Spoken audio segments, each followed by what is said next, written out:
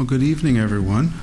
So it's an absolute pleasure to be here today. And, it's funny, my friends in Nova Scotia, where I grew up in the Annapolis Valley in Nova Scotia, and we used to talk about a twofer. And they said, oh, so you studied drug addiction and psychosis, so that's like a twofer. And I said, I guess it would be. So, or I guess it would be a,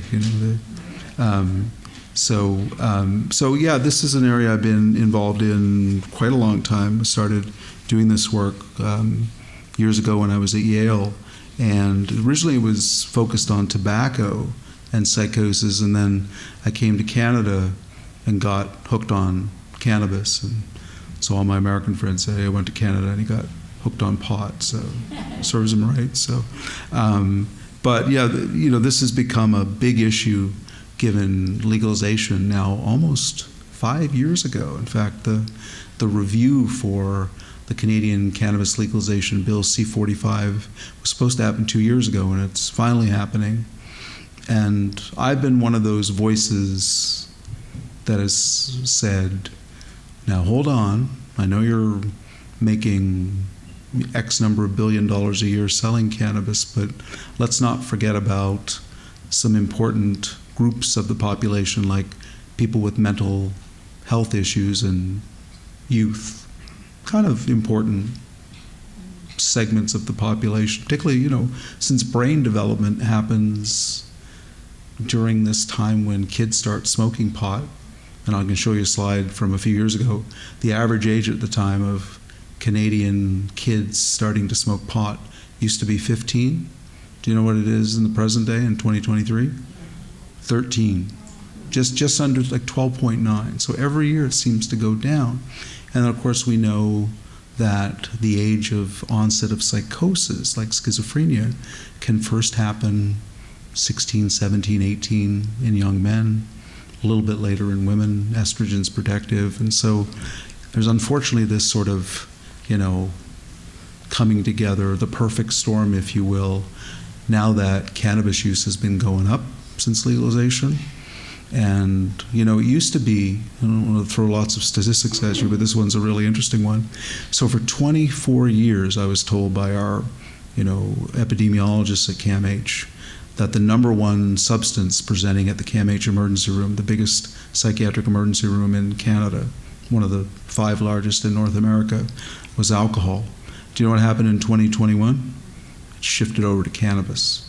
If you look at this slide, these are the causes of disability in the Western world, US, Canada, Western Europe. So, 23 years ago. And number 1 and number 2 were mental illness and alcohol and drug abuse. But if you looked at funding, so for clinical care, advocacy, research, would it be number 1 and number 2 for mental illness and addiction? It'd be right at the bottom. In fact, at the top would be cardiovascular disease, what else? Alzheimer's, cancer, right? So the problem is at least 36% of all disability in the Western world relates to mental health and addictions. But that's not where we put our money, right? And it took the COVID pandemic to bring out what a problem this is, because people's mental health were severely affected, unless you watch the CBC and they talk about that new study from McGill, which I have some problem with it. Said there was no mental health crisis. If you believe that, then maybe you believe the California wildfires because of the space laser. That Marjorie Taylor Greene. I'm an American, so I can say that. So, but anyway, so here's an interesting slide. So, I don't know if anyone has heard of this book, Touched by Fire by Kay Jamison. She's a psychologist who herself suffered from serious mental illness from bipolar disorder. And so she wrote this book about how bipolar illness is associated with artistic creativity.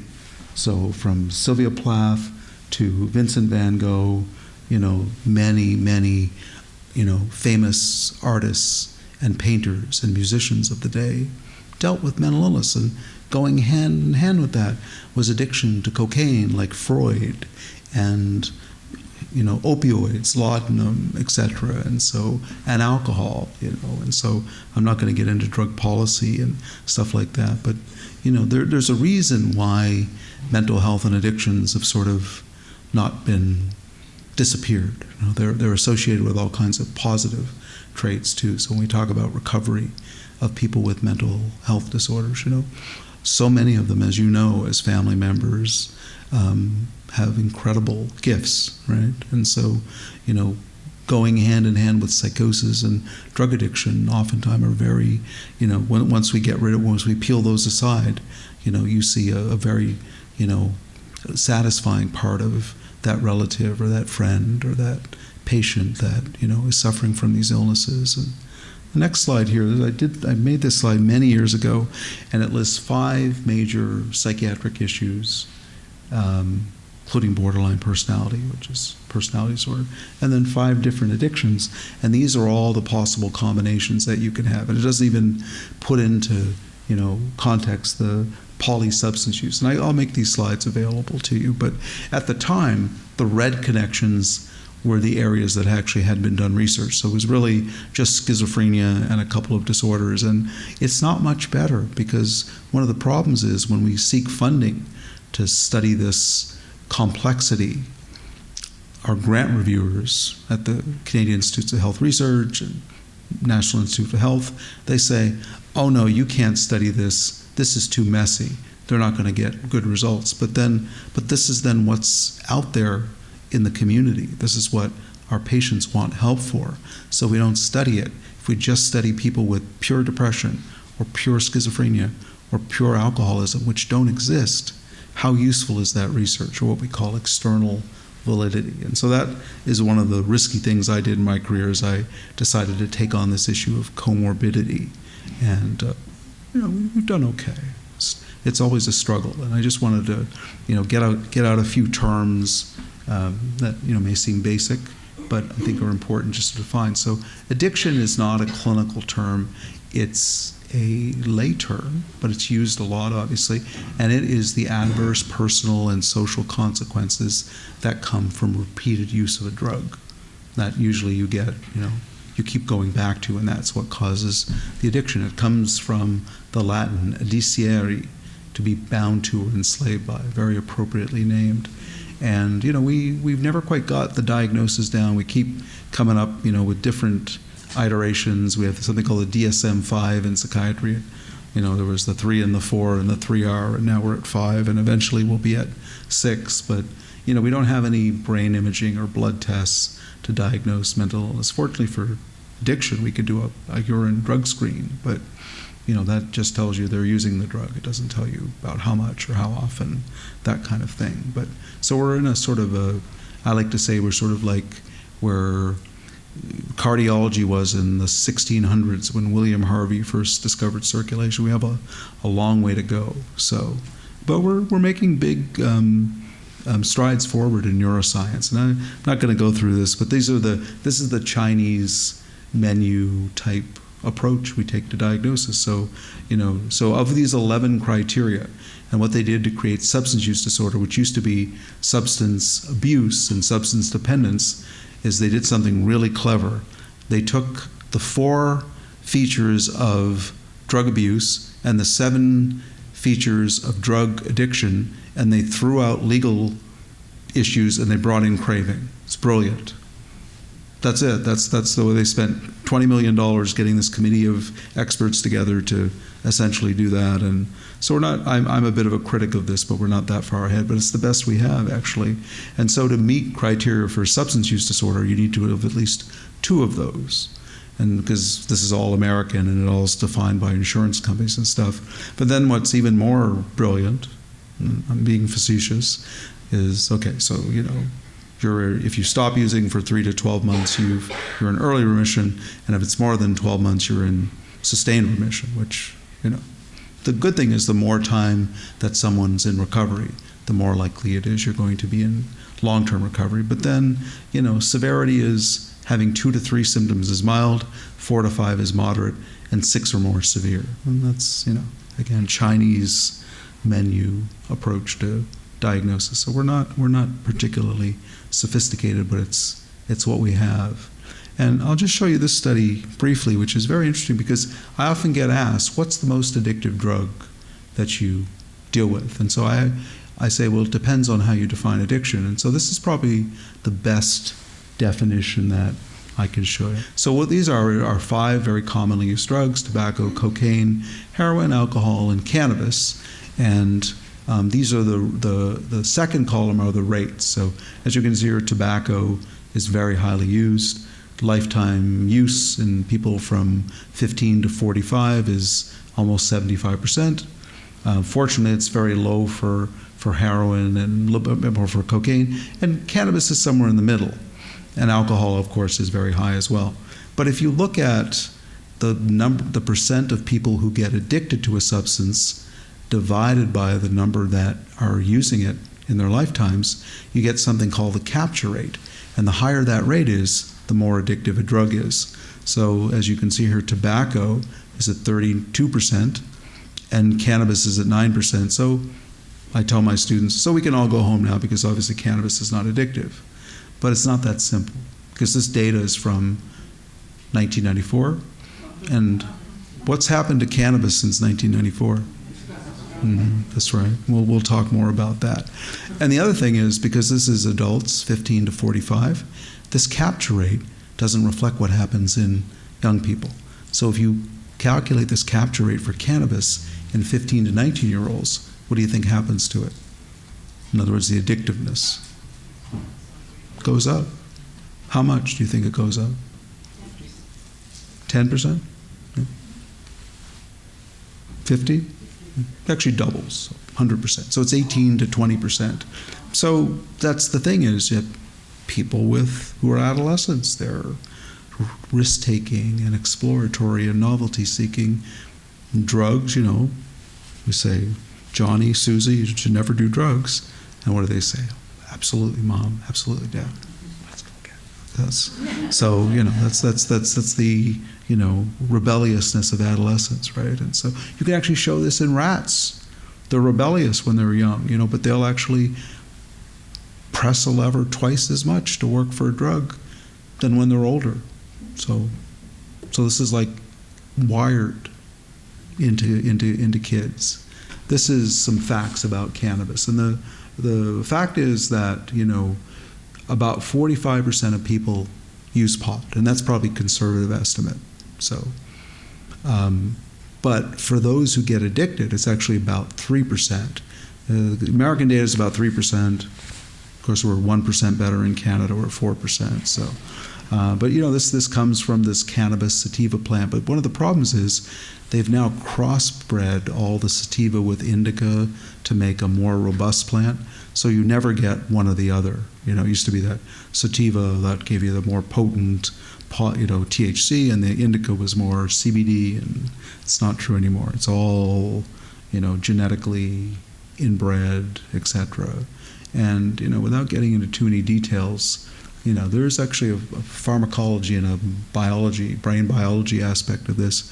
And so there are receptors in the brain that facilitate the actions of THC, which is our main component in cannabis.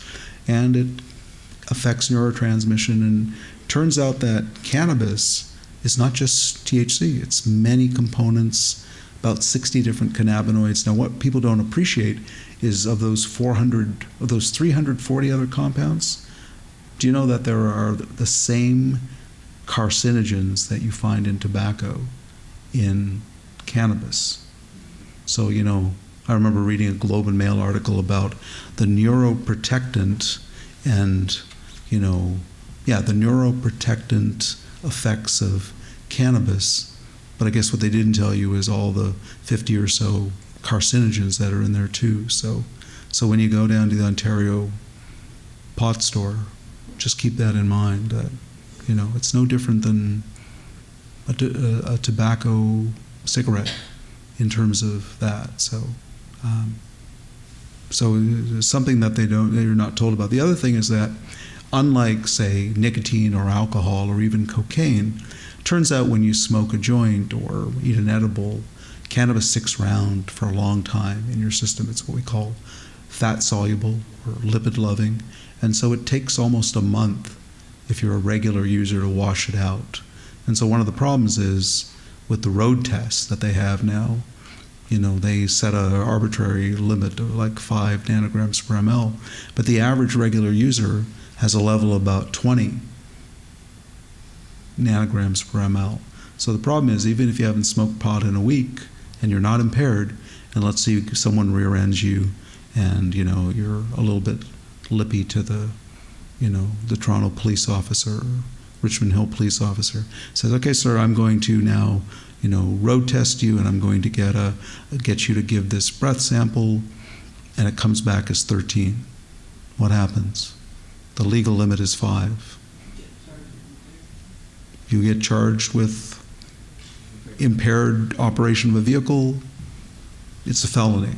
So they talked about cannabis amnesty and stuff like that, but they don't. Most police officers, as I understand, do not use this test because they don't believe it's as effective as like heel, toe, finger, nose.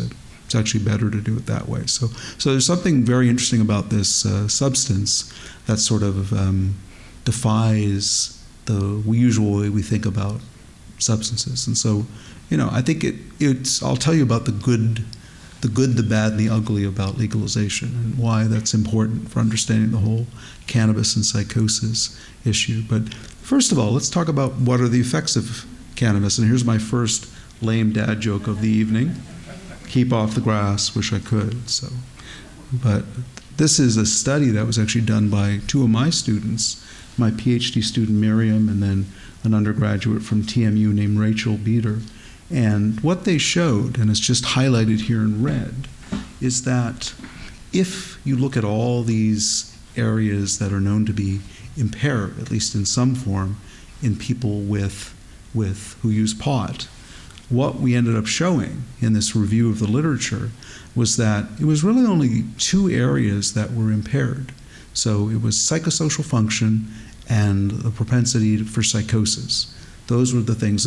Things like intelligence, which has been shown in some studies to be lowered by cannabis or be associated with lower intelligence. Not that impressive. Only a few studies, 3 out of 7 studies showed that. And the big one, because there is this so-called amotivational syndrome, or lack of motivation. We see this in chronic pot users. It's actually the same as the negative symptoms we see in schizophrenia and psychosis. They actually are very similar in that effect. In fact, cannabis use can worsen symptoms of schizophrenia, the positive symptoms, delusions, paranoia, disorganized thinking, hallucinations, but it can actually worsen the negative symptoms, which is more crippling, which is what leads to sort of impairment in social functioning. So it turned out that it was only psychosis. I mean, almost all of the studies showed that, and also functioning was impaired. So that, even though many other areas were not so robustly impaired, it showed you how devastating chronic cannabis use can be, just in the general population. So, okay, so here's some interesting. So for some of you who've been around a little while, so back in 1975, so that was back in the Cheech and Chong days. Anyone remember Cheech and Chong? Yeah, absolutely. How can you forget Cheech and Chong? So, but then you say to the young people, you remember who? What? What are you talking about? But anyway, back then, cannabis was a kind of benign thing. 3% THC and 3% CBD. It was like balanced 1-to-1, right? What do you think it is in the present day, the Snoop Dogg era of the present day, right? Anyone want to guess what the THC content versus the CBD content is in current day Toronto pot? 25%, I'd say minimum, and almost undetectable CBD. So this is a very different pot than Grandpa's pot. In fact, I have some neighbors in my neighborhood in sort of North Toronto Avenue Lawrence area, and there's about 10 different pot stores. In fact, there's a pot superstore that has a 1-day sale every week to try to put everyone else out of business. So it's a very friendly business. And they said, we went and tried some pot. That stuff is like crack cocaine. I mean, I don't know what crack cocaine is like, but this stuff was not pot. This was like serious I mean, I was like out of it for the weekend. So it's not the Cheech and Chong pot. It's something very different. So, and this is part of the problem for our young people, is that they're not being exposed to Cheech and Chong pot. Nice balance, 3% of each. They're getting this turbocharged pot. But these are the different roots of pot. And I show you this because this is what our kids get exposed to. So it's not just smoked, it's not just joints anymore. It's bongs and blunts, which are joints that are hollowed out, and usually there's tobacco stuffed in there to sort of take the harshness out. And there's vapes, there's vape pens, there's vaporizers, there's vape cartridges now. In the Ontario Cannabis store, I've been told by some of the patients I see at CAMH, you can now get a concentrate cartridge with 70% THC. Can you imagine what that does to the brains of these young people? Saw a young man just last week, never had psychosis before, 22 years old, York University student, in the hospital with just a horrible psychosis. Thought that, his teacher was going to kill him. Thought his parents were going to have him stuck in prison, thought that was hearing voices for the first time, right? Very paranoid. And then edibles. Edibles have just been essentially licensed in the past year. You've got gummies, you've got baked goods, you've got artisanal, right? So I had a young man who went and got a cannabis pie, and he ate one slice. I said, I didn't get high, ate the whole thing. Next thing you know, he's in the emergency room with psychosis, and it takes 4 big security guards to get him under control, and they have to give him all kinds of medication. It's because he ate a cannabis pie from a legal store. So it's a little scary. This is the old stuff. This is pot, hash. This is the low potency stuff. This is what our kids are dealing with. BHO. It's not like BTO, Backman turnover. This is BHO. This is butane hash oil.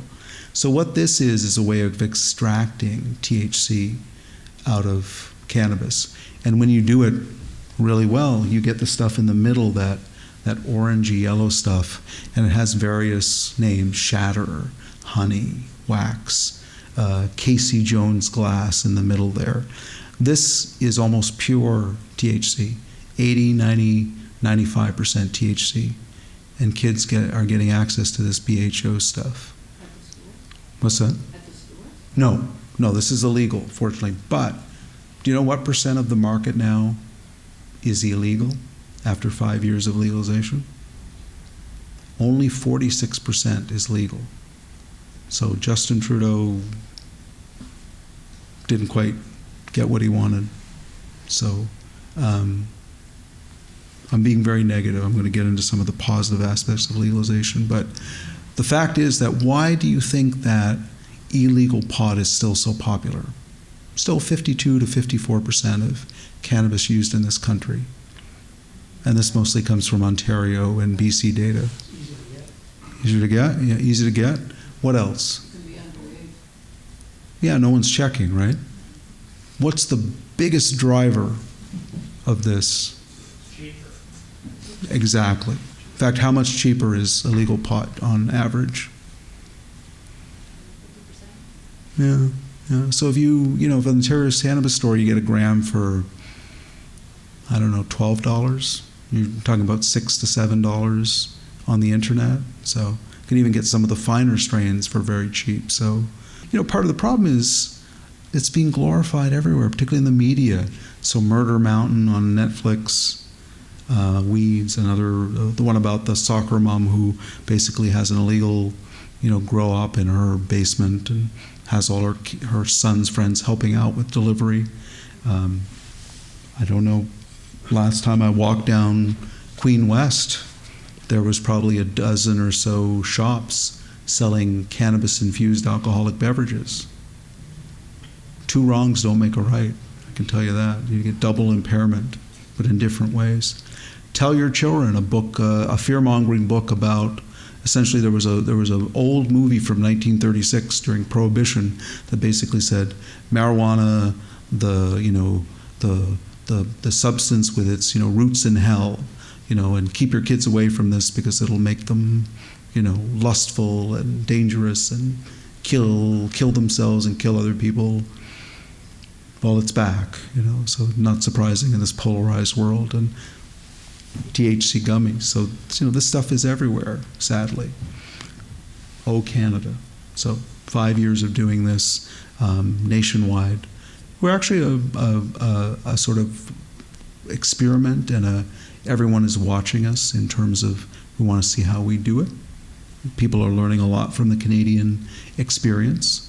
Now let's talk about the benefits, and then I'm going to get into some more of the clinical stuff about cannabis and psychosis.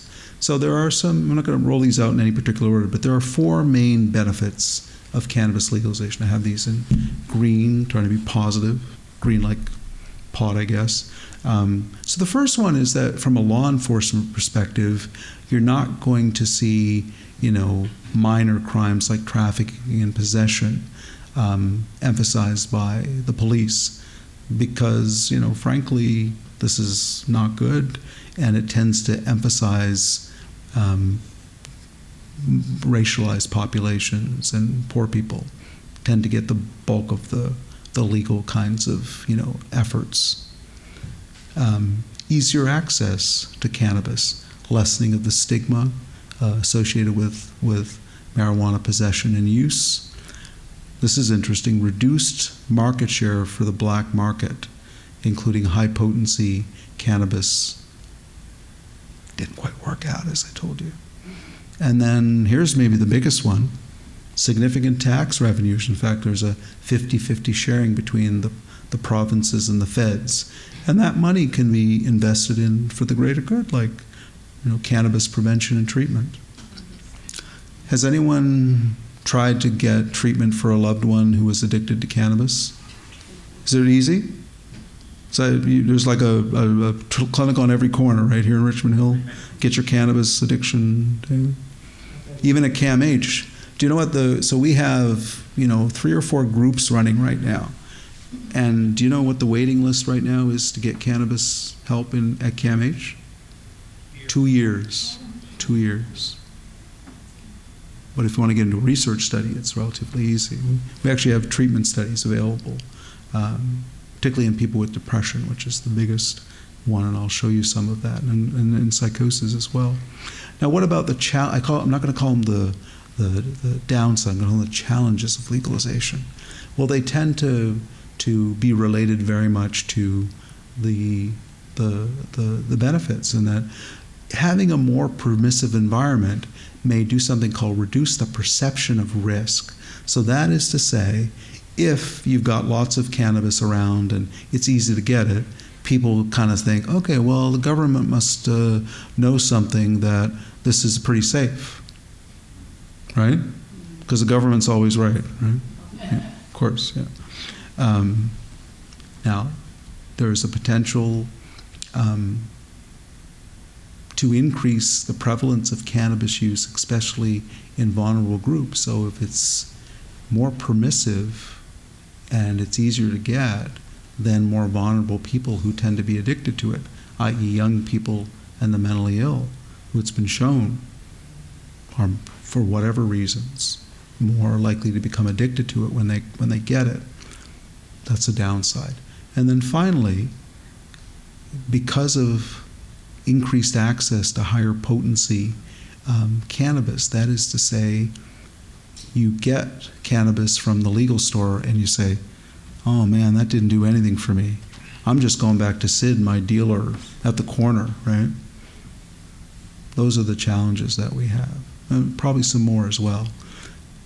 Now, this is some very well-known data from the US that over a course of 40 years, from 1975 to, let's say, 2015, you can see these changes, reciprocal changes, between how much cannabis is used, the prevalence of cannabis, and the perceived risk. And so what you see back in the 70s, in the Cheech and Chong era, was high rates of cannabis and low perception of risk. And then, you guys will remember this, who was elected president back in 1980? His wife had the Just Say No to Drugs campaign. Ronald Reagan, of course. And then, he got shot. But then, with Nancy Reagan and Just Say No, prevalence went down and perception of risk went up because it was essentially a fear-mongering campaign, right? Fear-mongering. Seems like we've come full circle. And then, in the USA, 1992, there was after the first Bush, there was a new, star elected. He played the saxophone, and apparently he puffed, but he didn't inhale, right? Remember Mr. Clinton, right? So then cannabis use started to go up, and prevalence went down, and it stayed down since then. You can pretty much show the same thing in Canada without the polarized politics, the up and down. And so in the present day, in both the U.S. and Canada, prevalence is up, perception of risk is down. So that very much relates to the potency and some of the social changes that we've seen. And this is CAMH's recommendations for what we call legalization with strict regulation. Okay, and so there are these 10 points that CAMH put out: curtail higher risk products like high potency, invest in education and prevention. Very good. Set a minimum age limit. Of course, it's 19 in Ontario, because of to make it the same as the alcohol. What is it in Quebec and Alberta? 18. Yeah. So I've always wondered, if you're using pot at 18 in Gatineau and you cross the border into Ottawa, are you now in big trouble? I don't know. So, but anyway, these are sort of the ideal things. This actually went in. What was done at CAMH in terms of the policy development is what actually went into much of what became Bill C-45. And so, but here's what's happened in Canada in just the first year of legalization in terms of these are different age groups of from 15 to 24 right up to over 65. And so the two groups where you've seen the biggest increase, believe it or not, are 15 to 24, and the biggest is 65 and older. Anyone have an explanation for 65 and older? Yeah, maybe pain. I think it's more curiosity. But we are already seeing some substantive increases. Now, there's some Health Canada data that says this is going down a little bit, but it's gone up. But how significant is that? And that's what we don't know. So a few years ago, just before legalization, Bill C-45 came out. It codified 18 and above as the legal age. Then it was raised to 19 to fit with the alcohol legal age. But these were the specifications. There are over 200 different points, but these are the highlights. 30 grams of personal possession of the dried stuff. If you're going to grow it, 4 plants per household, which made for some funny stories in Toronto community housing where they grew about 10,000 plants. And they said, well, no, there was 4 for me and 4 for and then all our relatives came in. And so trust me, they don't have enough enforcement to sort of challenge this, right? One very positive thing, clear labeling of THC and CBD content, very important, so people can know this is what I'm using. I wanted something for sleep. I wanted to make sure it's got CBD in it. The government now requires in all provinces that the labeling be done, which is a really good thing. However, we've got vaporizers, we've got edibles, so making it more mainstream, right? Strict regulation on commercial production. I got a little discouraged when in 2018 I was reading newspaper reports of E. coli and just about all the strains that were being produced legally because they just didn't know how to grow this stuff without having contamination, right? So anyway, that's what legalization was. We're going to have a review of legalization. But you know what my best guess is? It's a $60 billion industry. Are they going to want to mess with that? So that's worth more than like 3 of our major banks. So 60 billion is a lot of money. It's people are making good money here. And you may not be doing well in your stocks if you're playing the stock market with these companies because they sort of come and go, but someone's getting rich. So we do have good treatments, especially behavioral treatments. These are the sort of the triad of motivational interviewing, getting people engaged and wanting to do something about their drug problem, cognitive behavioral therapy, or we call coping skills, relapse prevention, that is helping identify triggers and developing what we call alternative coping strategies. And I'll get you these slides. And then contingency management is just paying people to stop using, which is what I do in research, sadly. No, it works. But those are really hard to get access to, right? The CAMH groups, 18 months to 2 years. That's not good. And it's really a resource management issue. So problem is we've got alcohol still continues to be one of the most destructive drugs. We've got the opioid crisis. We've got fentanyl as part of that. We've got xylazine now, this terrible drug you can overdose on, and Narcan won't reverse that. So it's being mixed in by who knows who. So this mostly in the U.S., but I'm sure it's going to come here. And then here's the other problem. Unlike opioid addiction, heroin addiction, we don't have methadone, we don't have Suboxone. We've got nothing approved for treating cannabis use disorder in terms of medications. Lots of medicines that look promising. In fact, we've studied a couple of these things at CAMH, but nothing that's going to get FDA or Health Canada approval anytime soon. There is this FAAH inhibitor, the FAAH inhibitor. A colleague of mine at Yale is studying. It's at least 10 years away from FDA approval at this rate, and it's only going to help a subset of people.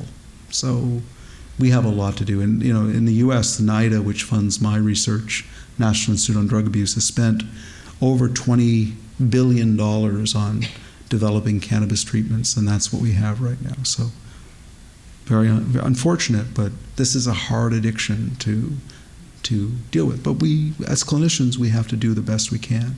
And I just show this slide before I get into the cannabis psychosis stuff to just say that if you look at the known therapeutic effects of cannabis in the medical literature, general medical literature, turns out there are 3 things where cannabis and THC definitely work for the spasticity associated with multiple sclerosis, for chronic lower back and neck pain, and for neuropathic pain that you'd get in diabetes or HIV. So the terrible foot burning you get in diabetes. THC, CBD work for that. But other things like glaucoma and chemotherapy, induced nausea and vomiting, not so much. In mental health, there's really nothing. There's lots of claims for major depression, anxiety, for panic disorder, for PTSD, but it's not very strong evidence. In fact, as I'll tell you, there are clear harms if you give THC to people with schizophrenia or psychosis or even bipolar disorder. So this is a problem.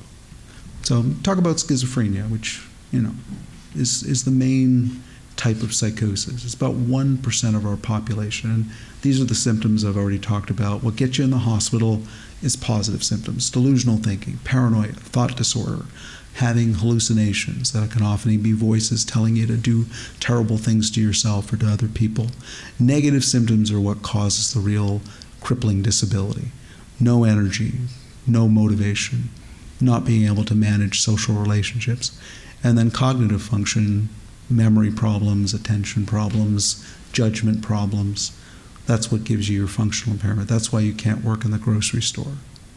And it's one of the leading causes of disability worldwide, and yet we don't invest enough in it. And so I'm going to give you a little case that we saw a few years ago. This is a young woman. I'll call her Jessica. She's a 19-year-old St. George's U of T student, admitted to our early psychosis unit, which at that time was at the College Street site. Now it's at the Queen Street site. And she was acutely psychotic and agitated. She was in her second year, become increasingly isolated and bizarre. She started smoking marijuana when she was 17, and since starting college, her pot use has become a daily thing. In the past month, her roommate found that she would lock herself in their room, and the room smelled of pot.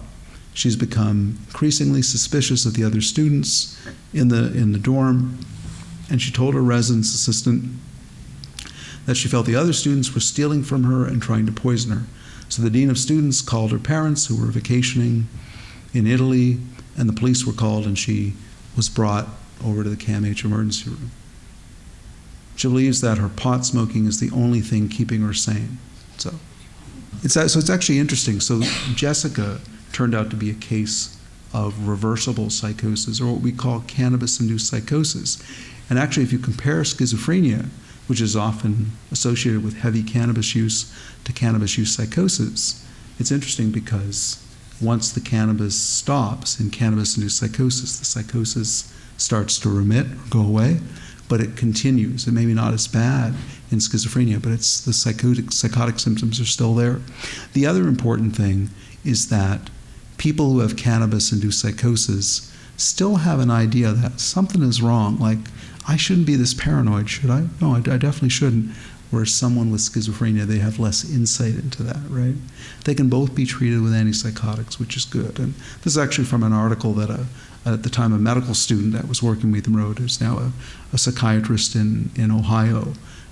So this is one thing that many doctors, many psychiatrists really don't appreciate, are these differences. And there is a little bit of a management difference beyond medications, right? The good thing is the prognosis with cannabis-induced psychosis is pretty good. The bad news is the more you use cannabis and the higher potency there is, you will see a conversion of cannabis-induced psychosis to schizophrenia, but in those that are genetically vulnerable. So we think that about 10 to 15% of the population is genetically vulnerable, but we have no way to really to tell because we haven't invested in strategies. Now, one of the good things is companies like 23andMe are actually quite interested in saying, we want to know, so we can discover the genes for breast cancer. Surely we can figure out what the genes for schizophrenia are, or the genes for cannabis-induced psychosis or cannabis addiction are.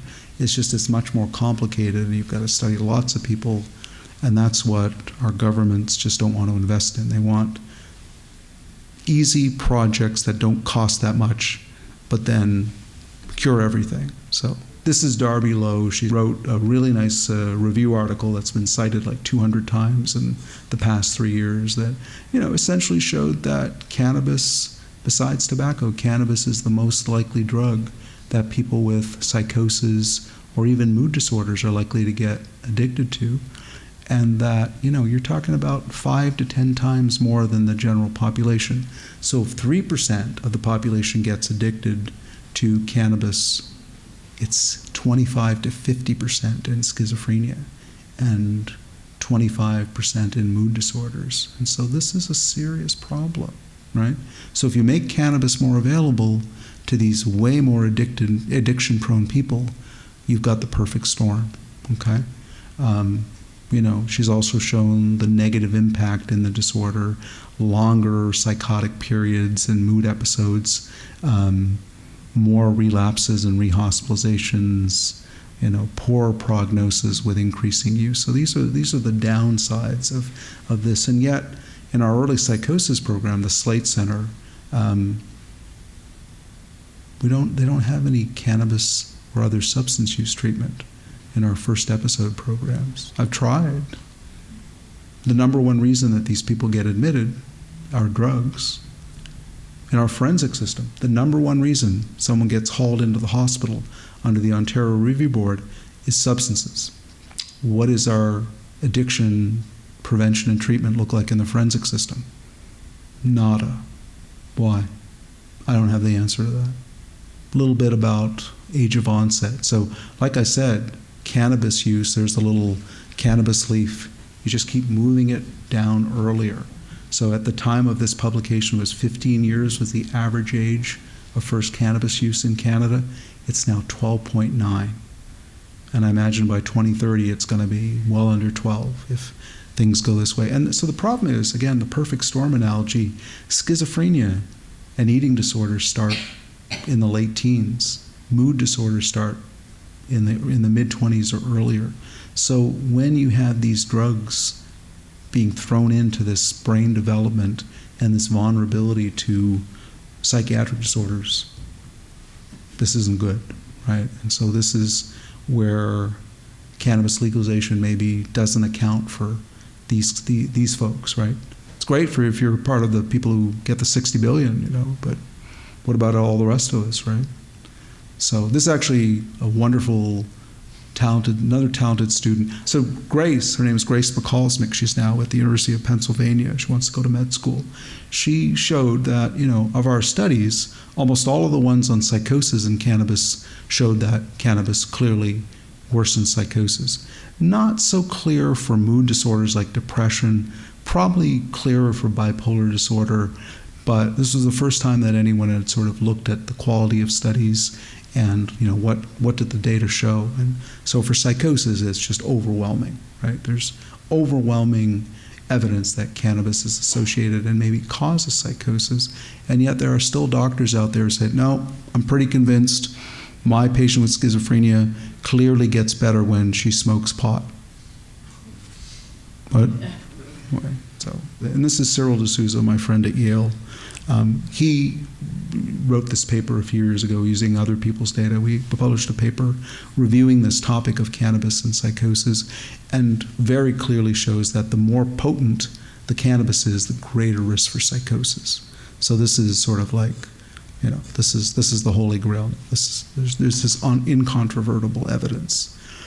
Turns out there's a genetic risk, and we don't fully understand this, but there are enzymes that govern the breakdown of this neurotransmitter dopamine in the front part of the brain. It turns out if you break it down quickly, you're more likely to get a risk for psychosis if you use cannabis. But if you break it down slowly, you are protected for some reason we don't completely understand. It's very pharmacological. But unfortunately, no one has gone on to replicate this study. And there are other genes as well, but this is such an important area, and yet the investment in this, when I put in a grant to CIHR, they say, this is a terrific idea, but you're going to have such trouble recruiting these people and keeping them. Okay, thank you, we know that. That's what we said in paragraph 2. And then they'll say, so we'd rather fund another brain imaging study of adolescents with depression. Not that that's not important, but what about this issue, right? So this is a former student of mine, Rachel Rabin, Dr. Rachel Rabin, who's now a professor at McGill. And she was the first to do this set of studies of looking at ask the question, what does 30 days of abstinence from cannabis do in people with schizophrenia? And then we went on to ask this in other mental disorders. And what Rachel found is that you could get people to quit using pot for 30 days if you paid them. So we showed that these young people with psychosis or without psychosis could have no THC in their urine after 30 days. We gave them $300. And if they did, sorry, nice try. And what she was able to show is that there was actually an improvement of one kind of memory called verbal learning and memory. So what it is that I ask you to remember ball, chair, and running brook, and 5 minutes later, I ask you, what were those 3 things? And you say, ball, something about sitting, and something about going on a boat. Whereas someone who had normal memory would say, oh, ball, chair, running book. So people with schizophrenia and people with cannabis use have trouble with this. Put the two together, even worse. But she showed a 40% improvement.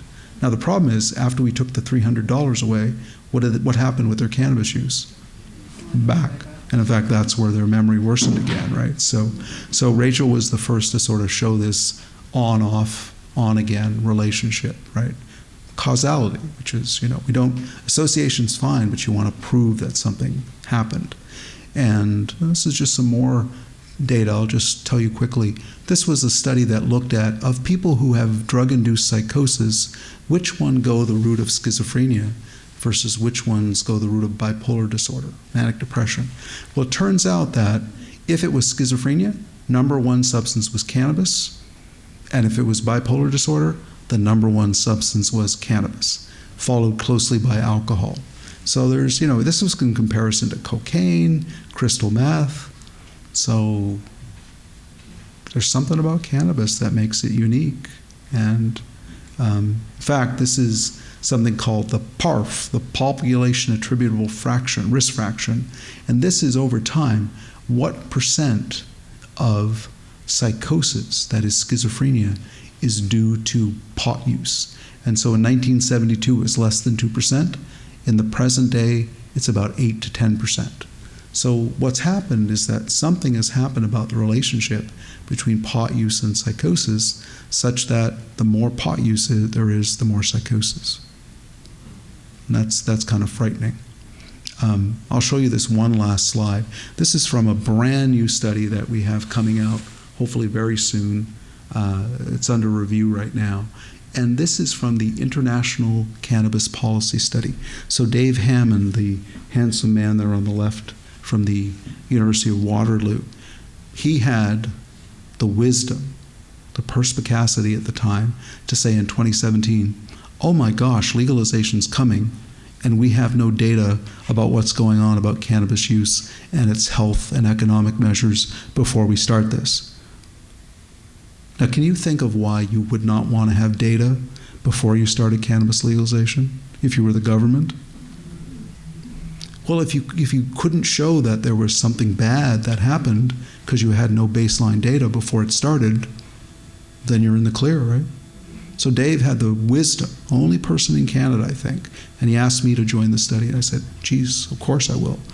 And what I was responsible for is what were the mental health outcomes in the years after legalization. So it turns out in the first 2 years since legalization, the only mentally ill group amongst the general population, people with substance use disorders, people with bipolar disorder, people with PTSD, depression, anxiety, and psychosis, the only group to increase their daily cannabis use, that is cannabis addiction, were people with psychosis.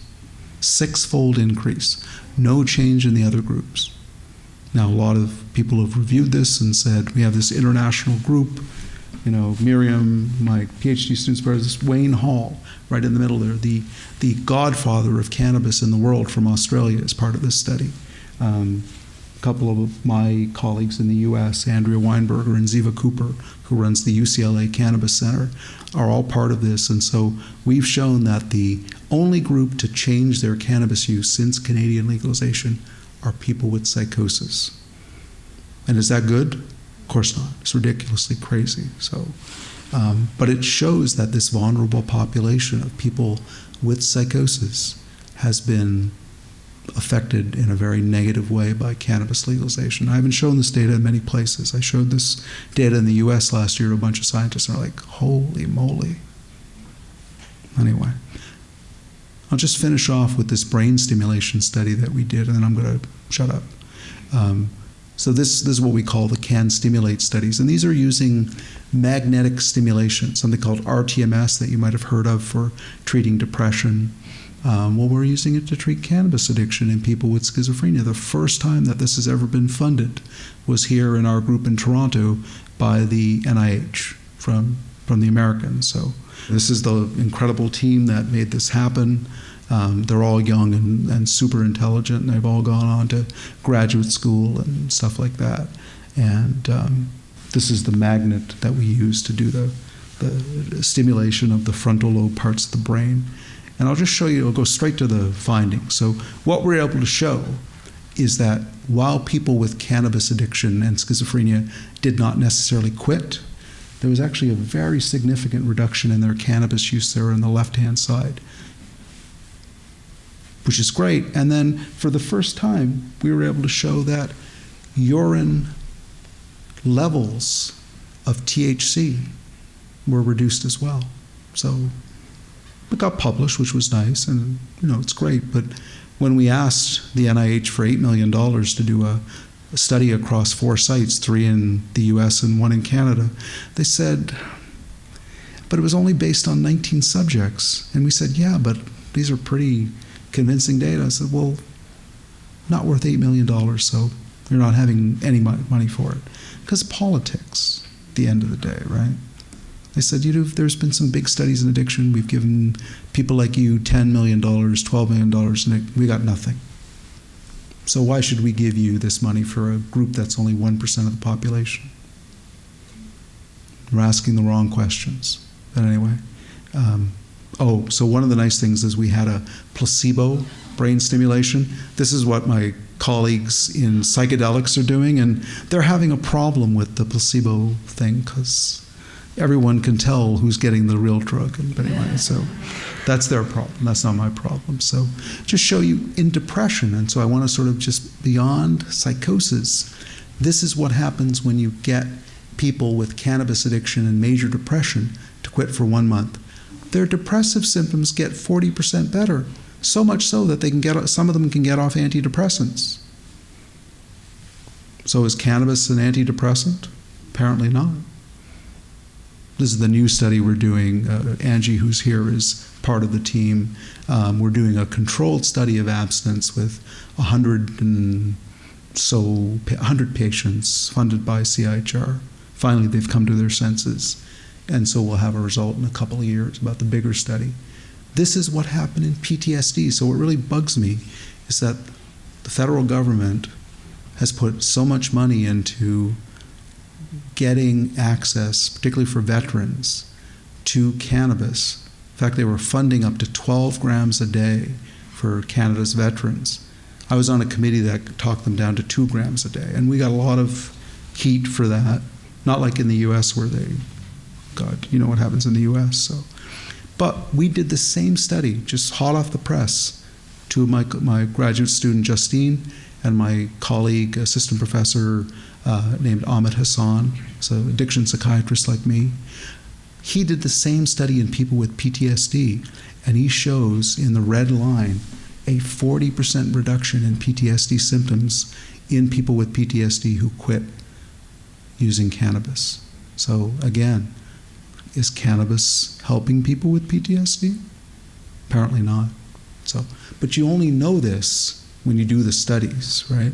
If you don't do the studies, then your guess is as good as mine. But what I'm trying to show you is that there's actually data which suggests that cannabis is actually a big problem for a lot of different groups of people. So, all right, last bad pun, dad joke. Believe it or not, I published this paper called The Relationship Between Cannabis Legalization and Psychiatric Disorders, called Cannabis Legalization and Psychiatric Disorders, Caveat Emptor. So if you know anything about Latin, caveat emptor is buyer beware. And as my daughter said, Dad, all you did is put an H in front of it to make it hemptor. That's the lamest piece of Latin scholarship I've ever heard. I can hear her playing the harp over in this corner saying, oh my God, Dad, when will you stop? So, but anyway, this was a study I did with Franco Vaccarino, the ex-president of the University of Guelph, a scientist, and my friend Kevin Hill at Harvard. And the paper actually said the following about, it made 6 recommendations. Number one, when we're still struggling with the government, we said there needs to be a national strategy for public education on cannabis and its harms. Still nothing after 4 years. Okay. Limits on THC potency and clear product labeling. Ding, ding, ding. Good. Next one. Evidence-based age limit for recreational cannabis use. What evidence is there that the brain has completely matured at age 18 to 19? Do you think 18 to 19, that suddenly a switch goes off when you turn at your 18th birthday and say, brain's all developed, you're good to go, smoke pot, smoke away? Is that what happens? Of course not. We know from brain imaging studies that the brain keeps developing well into one's 20s, right? So if the brain's still developing, right, it's kind of like saying you're building a highway and I'm going to bomb it halfway and then I'm going to open it up to traffic. Does that make sense? Well, all right, so national surveillance strategy pre and post legalization, that's another nay. Now, Dave Hammond has data on this, but is there a strategy? No. Developing treatment capacity for problem cannabis use with special emphasis for youth and people with mental illness. So I think, the fact that the CAMH has a 2-year waiting list for its cannabis group ought to tell you something. I'm not trying to be critical of my own institution, but another the problem is if you're going to create more addiction, aren't you obligated to treat it? Yeah. then finally, and this is maybe most embarrassing for me as a physician, don't you want to educate and train physicians and medical students about the harms versus the benefits of cannabis? How many benefits of cannabis have you learned about today for people who are young and mentally ill? I mean, I guess you can get it if you want it for legal means, but physicians don't learn this in medical school. Some of my colleagues have done surveys across U.S. and Canadian medical schools. About 5% teach you anything about addiction. Fortunately, U of T is one of them. What about doctors in the community? Do they know about the risks of cannabis and high-potency THC for psychosis and other mental illness? I've gone to speak to family physicians and psychiatrists, and they're like, wow, this is not what the people from your favorite cannabis company, Aurora Canopy, taught us last week. Funny how that is, right? So just in conclusion, and I call this the good, the bad, and the promising, because one of my favorite old movies is The Good, the Bad, and the Ugly by Clint Eastwood. And so the good is that legalization does have some benefits that I told you about, including increasing consumer access and, softening law enforcement. And we have the technology to treat it. We just haven't developed it particularly well, particularly for highly vulnerable groups like people with psychosis. The bad is that the evidence suggests that there are significant harms of cannabis, especially in youth and mentally ill folks, most notably those with psychosis. And the scientific evidence supports that any therapeutic benefits for people with mental illness is very modest. So caveat emptor, right? So seriously. And the challenging is, how do we practically implement legalization? Something got cut off here. And regulation so that the mental health and well-being of Canadians is ensured. So I'll leave that as an open question, and I will stop there. Thank you.